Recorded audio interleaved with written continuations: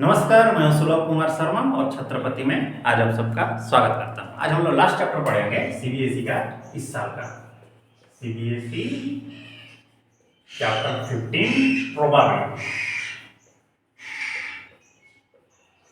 Okay, chapter 15 है, last chapter है इस साल का। ठीक है, सीबीएसई का क्लास 10। अब इसके बाद सीधा एग्जाम। समझ आ रहा है? चलिए ठीक। देखिए, प्रोबेबिलिटी का मतलब क्या होता है? एवरेज करना। ठीक है, प्रोबेबिलिटी का अगर फिजिकल मीनिंग हम लोग देख लेते हैं तो इसका मतलब होता है एवरेज। ओके, मतलब सिमिलर ज्यादा एवरेज जैसे होता है ना प्रोबेबिलिटी, वैसे ही। तो किसी भी चीज का अगर हम लोग प्रोबेबिलिटी फाइंड आउट करते हैं, मान लीजिए प्रोबेबिलिटी का हम ई फाइंड आउट कर रहे हैं, ई का प्रोबेबिलिटी फाइंड आउट कर रहे हैं, तो इसको ऐसे लिखा जाएगा। तो इसका जो फॉर्मूला है, मैथमेटिकल जो फॉर्मूला है, वो है number of outcome favourable to E. number of outcomes favorable to E divided by number of all possible outcome of the experiment. Number of all possible outcomes of the experiment. ठीक है, experiment का कितने सारे outcomes हैं उसी के ऊपर depend कर रहा है, और कितने आउटकम्स हैं जो ई को फेवर कर रहे हैं। जैसे कि अगर हम एक लूडो थ्रो कर रहे हैं तो 1 2 3 4 5 6 ये सब आने का चांसेस है। तो ये क्या हो गया? सैंपल स्पेस इसको हम लोग बोलते हैं। ठीक है, इसको हम लोग सैंपल स्पेस भी बोल सकते हैं, सैंपल स्पेस। ठीक है, तो सैंपल स्पेस कितना ठो है? ये सब सैंपल स्पेस है कितने ठो? 6 ठो। हमको क्या चाहिए था? इवेंट नंबर चाहिए था। ठीक है, तो इसको हम लोग बोलते हैं इवेंट। ओके, इसको बोला जाता है, इसको आप बोल सकते हैं इवेंट। ठीक है, तो हमको क्या चाहिए? इवेंट नंबर चाहिए। तो इवेंट नंबर कौन है? 2 है, 4 है, 6 है। तो इसका नंबर कितना है? 3। तो अब अगर मैं बोलूं probability of event number equal to 3/6, that is 1/2। तो इवेंट नंबर को कितने कंडीशन फेवर कर रहे थे? सिर्फ 3 ठो, और टोटल सैंपल स्पेस कितना था? 6 ठो। तो 3/6 दैट इज 1/6। ऐसे ही ये फाइंड आउट होगा। ओके, अब चलते हैं थोड़े बहुत क्या क्या इसमें और चीज एक्स्ट्रा चीज ऐड किए गए हैं। अगर मैं सभी चीजों का प्रोबेबिलिटी अगर फाइंड आउट कर दूं ना, इन सभी का, जैसे इसमें टोटल सैंपल स्पेस कितना है? 6 ठो है। मैं अगर 1 का प्रोबेबिलिटी फाइंड आउट करूं, 2 का करूं, 3 का करूं, 4 का करूं, 5 का करूं, 6 का करूं, 1 का कितना होगा? 1/6, 2 का भी होगा 1/6, 3 का होगा 1/6, 4 का भी होगा 1/6, 5 का भी होगा 1/6, 6 का भी होगा 1/6। तो इन सभी को जब ऐड किया जाएगा ना, तो 6/6 होगा, दैट इज 1। तो बोला ये probability of all outcomes equal to कितना? 1 होगा। क्लियर? चलिए, नेक्स्ट जो दिया है probability of an event, probability of not event, ये दोनों मिलकर 1 होते हैं।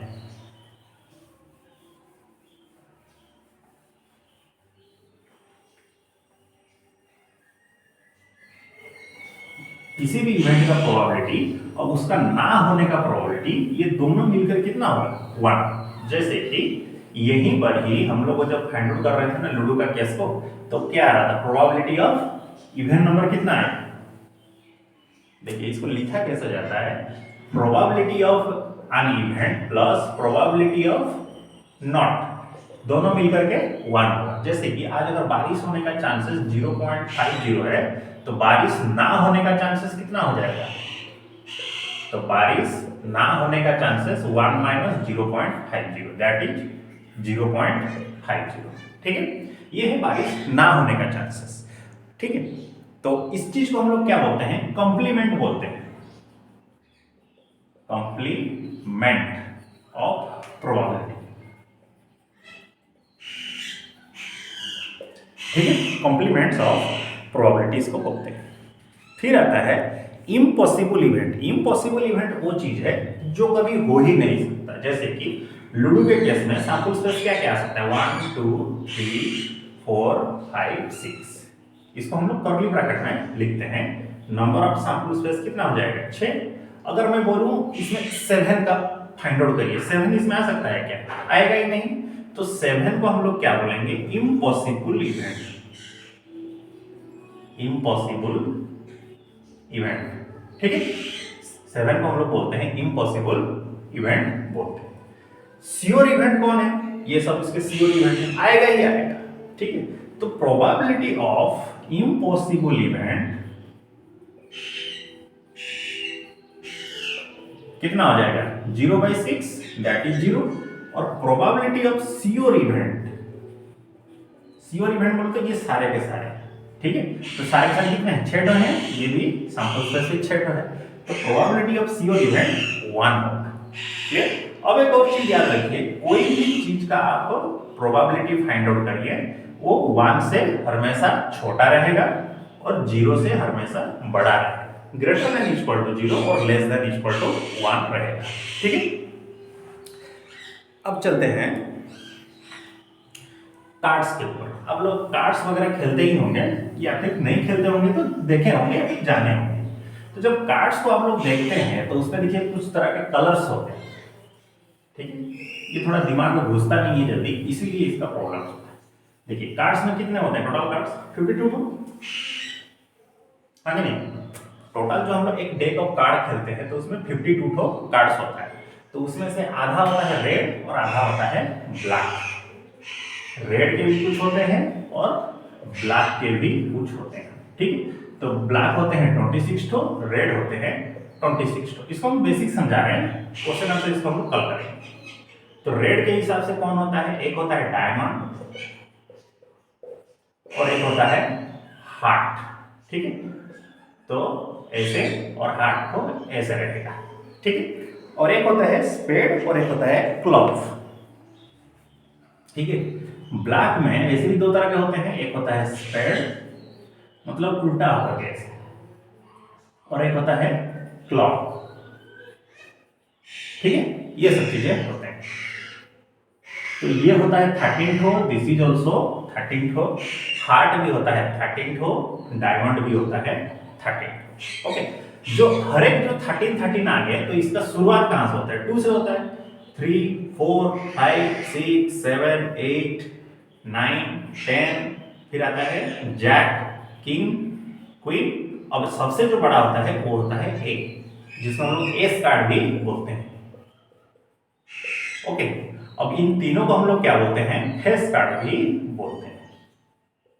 ओके, देखिए 13 हुआ कि नहीं, ये 10 ठो, 11 12 13, ये 10 नहीं, ये 9 हुआ ना, 2 से 10 तक, 9 10 11 12, ये हो गया एक तो 13।